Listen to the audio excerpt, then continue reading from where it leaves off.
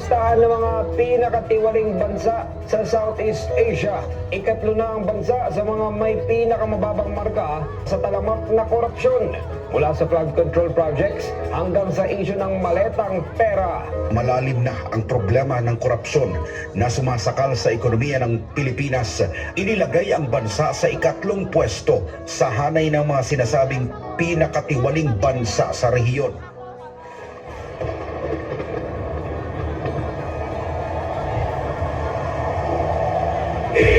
Kulong na yan, mga kurako! Kulong na yan, mga kurako! Kulong na yan, mga kurako! Kulong na yan! Let's go! Isigaw mo! Katotohanan, isigaw mo! Pinagising! Huwag na tayo magbibihag ng isang buwan! Pasensya! Isigaw mo! Katotohanan, isigaw mo! Pinagising! Huwag na tayo magbibihag ng isang buwan! Isigaw mo! Pasensya! Isigaw mo! Katotohanan, isigaw mo! Pilipinas gising! Huwag na tayo maging bihag ng isang upuan. Tuusin, hindi lang naman kaming mga kontraktor ang nakikinabang dito. Marami din sa inyo, mga politiko, ang nagpapataba ng bulsa sa pangungurakot. Kawawa po talaga ang mga mamamayang Pilipino kasi ninanakaw lang natin ang kaban ng bayan. Sinong umaahon, tayo ba o sila? Mga ngiti nila habang nakalubog ka pa sa napunta sa pinaghirapan ko. Mga payarin mo ko na naman na pangako yun.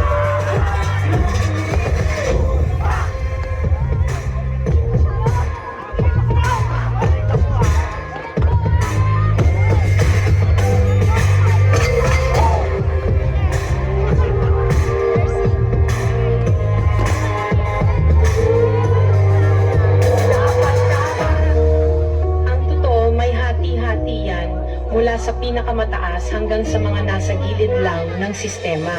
Sa patuloy ng pagdinig sa Senado sa mga di umano inurakot na proyekto ng gobyerno, 491 projects. Dapat tama, pinatama batin natin ginagawa paulit-ulit na lang na ito ang bagong simula. Simula ng simula, bakit walang natatapos ang kasamati? Lagi pulpul ng swelas ng sapatos. Ilang beses na nga ako, ilang beses na pa ako. Pati natin subukan at tulungan at umako. Umahagi sa bigat na matagal na natin pasarap tayo yung sabi-sabi.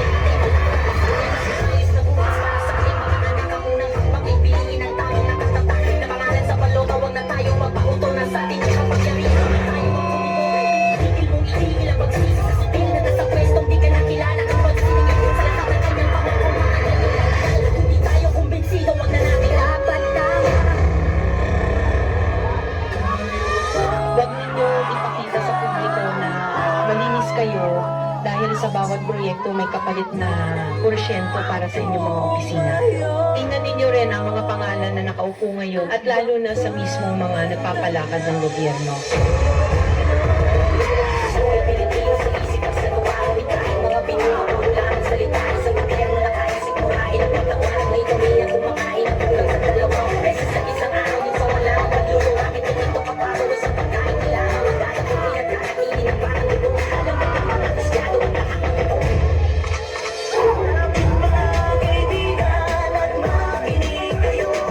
Ako'y nalalaman lang wala kakain sa bayan.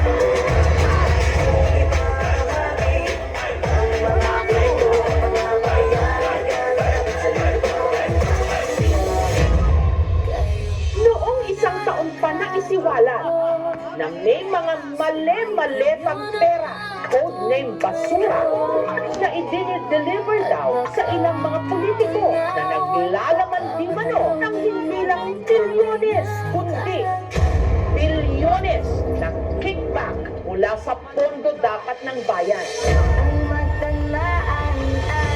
Nakakapagod na maging mahirap.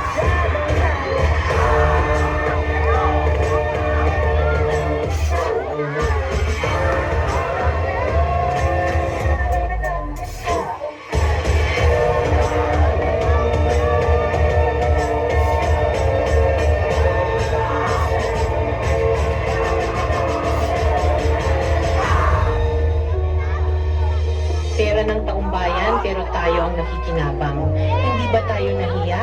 Ang mga mahihirap mas lalong naghihirap. Kaya tama na ang pangungurakot natin. Kala nyo ba? Kulong na yan! Mga kurako!